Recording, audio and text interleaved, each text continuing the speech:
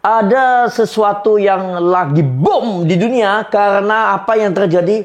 Pertama kalinya film Chinese mengalahkan film Hollywood. Nah, gimana sih caranya film ini bisa sukses segila ini? Dan kenapa bisa penonton dibuat nangis, tegang, sekaligus tertawa di satu film? Strategi brandingnya ini bikin meledak. Kita bedah dari sisi brandingnya ya. Kenapa film ini bisa menembus dunia? Brand Boomcast. Guys, kembali lagi di Brand Boomcast bersama Sugi Mitro, pakar digital branding, dan kita kali ini akan membahas Nessa 2. Ada yang tahu? Lagi mau main di bioskop Indonesia atau sekarang mungkin sudah main. Jadi gini guys, ada sesuatu yang lagi boom di dunia karena apa yang terjadi. Pertama kalinya film Chinese mengalahkan film Hollywood dan bertengger di box office dunia, bahkan sudah mencapai ranking 5 dunia.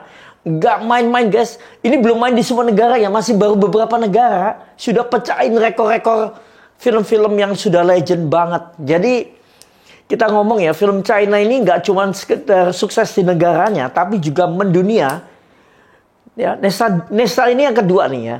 Nessa 2 ini masuk mengalahkan Star Wars The Force Awakens. Jadi gila banget ya. Dan menjadi film animasi terlaris sepanjang masa karena mengalahkan Inside Outside. Gila ya. Gila. Inside Outside 2 kalau nggak salah sudah dikalahin juga tuh. Padahal kemarin kan dari Hollywood semua yang ranking yang di atas-atas semuanya 10 besar itu. Nah, gimana sih caranya film ini bisa sukses segila ini?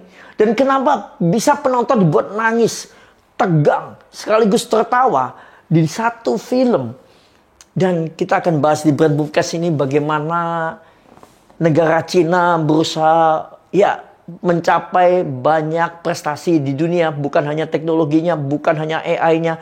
Di film juga lagi dikerjain sama dia ya. Sama mereka. Negara gila nih ini ya. Hebat banget ya. Oke. Rekornya dan pencapaiannya gila banget. Tembus sudah lebih dari 2 miliar dolar. 2 miliar dolar. Cina ini bukan sekedar pemain ya, tapi sudah jadi penguasa baru di industri animasi dunia. Dibanding Nessa pertama yang sukses besar, sequel ini lebih gila lagi. Dan ini menarik ya, karena biasanya film kedua itu selalu kalah dengan film pertama. Tapi Nessa 2 justru meledaknya berkali-kali lipat. Kenapa? Karena mereka nggak ngulang cuma sekedar formula lama atau dibikin lebih jelek. Mereka mengupgrade semuanya. Nih, mengupgrade ya. Jadi kalau orang biasanya sudah bikin yang pertama bagus, keduanya makin males, makin ketiga makin males, keempat ngasal, pokoknya meledak. Kelima lebih ngasal lagi. Bener nggak? Nah, strategi brandingnya ini bikin meledak. Kita bedah dari sisi brandingnya ya. Kenapa film ini bisa menembus dunia? Ini ya, pertama menggunakan mitologi Cina, tapi dikemasnya modern. Nah, mitologi Cina tradisional dikemas modern. Jadi bikin sesuatu yang menarik ya, cerita yang unik ini. Nah, ikon mitologi Cina, tapi filmnya dibuat kayak superhero Hollywood. Visualnya wow, aksinya keren, tapi ceritanya tetap kuat. Bukan sekedar animasi buat anak-anak, tapi bisa dinikmati semua umur. Dan emosionalnya ya, itu roller coaster. Kalau kita sebut ya, jadi kemenangan keduanya dari film ini adalah emosionalnya tuh roller coaster. Bisa tegang dan ketawa sekaligus. Ini yang bikin film ini beda dari animasi film Hollywood kebanyakan. Ada momen emosional yang bikin kita nyesel sampai nangis-nangis ya. Banyak pengunjung yang kalau dilihat di media sosial pada nangis. Tapi ada aksi yang bikin kita tegang, ada yang bikin kita ngakak, tertawa, terbahak-bahak. Dan itu bukan cuma tontonan, tapi pengalaman. Jadi orang tuh merasakan feel-nya tuh gila. Film ini berkesan banget gitu loh, menyentuh banget. Nah, kemudian ketiga ya, dukungan pasar domestik yang gila-gilaan. Jadi di Cina film ini menjadi kebanggaan nasional. Mereka mendukung film lokal kayak kita dukung timnas. Tapi bedanya film ini juga bisa diterima dunia karena visual dan ceritanya memang universal. Nah kalau di Indonesia kan condong kalau bikin film animasi atau superhero tuh banyak dihujatnya, kasihan sih Indonesia. Padahal harusnya kalau kita kompakan, kita dukung, kita elok-elokan kayak timnas gitu, mungkin bikin filmnya juga semangat, terus kita support ke bioskop. Harusnya Indonesia nggak kalah loh, karena banyak orang hebat. Kasihan nih teman-teman di Indonesia ya. Coba pemerintah juga menyorot dan membantu industri perfilman, pasti jadinya lebih bagus. Nah, yang keempat nih ya, marketingnya yang mantap. Jadi Indonesia 2 nggak asal rilis, tapi dikemas dengan strategi promosi yang rapi. Mulai dari trailer yang viral, merchandising sampai event eksklusif. Jadi sebelum rilis aja hype-nya udah gila-gilaan banget. Ini nggak kalah sama Avengers. Kalau mau launching-an banyak, dibikin patung raksasa di mana-mana, bikin suasana Avengers di mana-mana, seluruh negara, dipilih mall-mall yang keren, yang untuk dibikinin visual langsung on the spot ya supaya orang foto. Nah, ini ya, apa yang bisa kita pelajarin dari sini? Nah, ini pelajaran branding yang bisa kita pelajari nih. Yang pertama, bangun identitas kuat dan konsisten. Indonesia 2 bukan film baru, tapi penguatan karakter yang sudah dicintai. Tapi kalau mau bikin brand sukses, pastikan identitasnya kuat dan konsisten. Kedua, jangan cuma jualan, tapi beri pengalaman.